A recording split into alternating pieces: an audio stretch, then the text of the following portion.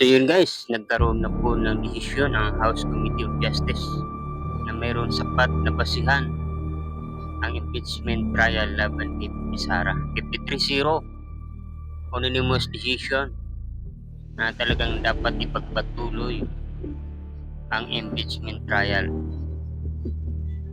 So, yun ang nakikita ko dito mga kabayan. Kung dumalo lang sana si Pipi Sara, hindi na sana mangyayari yun. Hindi na po aabot sa ganong sitwasyon. Kasi dapat nagsalita na siya at doon pa lang malalaman na ng taong bayan at magdidesisyon ang ilan na dapat nang hindi tuloy ito kasi sinagot naman kaso hindi po siya sumagot. Yun po ang nakakalungkot. Kaya ngayon ay magkakaroon na po sila ng committee report para pagbutuhan sa plenary session at ngayon doon na malalaman at makakuha sila ng 1/3 votes sa mababang kapulungan at ito na ang hinihintay ng ilan na makakyat ito sa Senado. Doon pa nga lang mga kabayan sa Committee on Justice ay 0.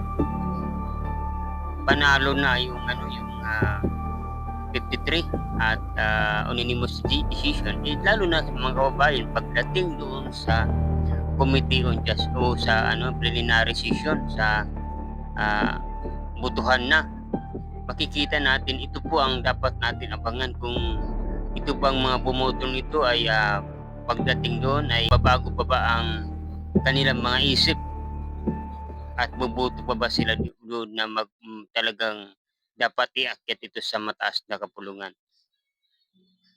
Malinaw po mga kabayan.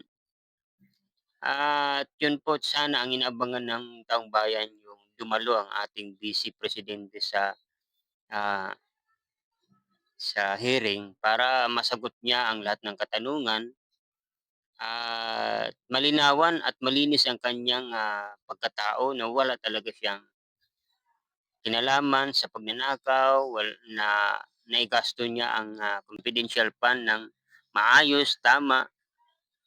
At doon, makakapagdesisyon ang mga member ng House Committee on Justice nang siguro magdadalawang isip sila na iakyat pa ito sa mataas.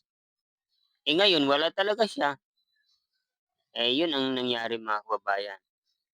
Kaya abangan natin mga kababayan ito. Ito yung kaabang-abang na mangyayari na sana nasagot nila ito ng maayos.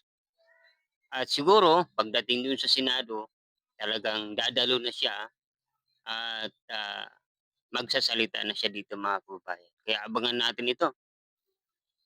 Sa mga bumoto mga kababayan, sa nangyaring botohan, ay dapat natin na igalang ang kanilang desisyon.